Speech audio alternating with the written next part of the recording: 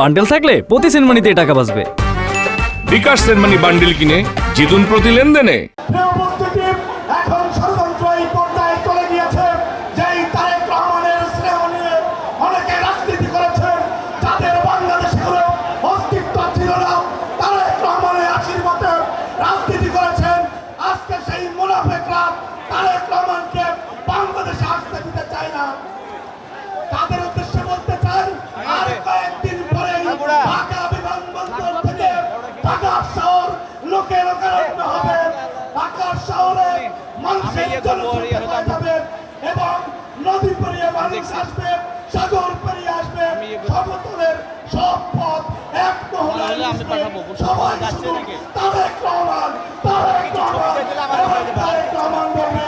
সেই দিনের জন্য আমরা সবাই ঐক্যবদ্ধভাবে থাকবো, সেই আহ্বান জানিয়ে বিদায় নিচ্ছি।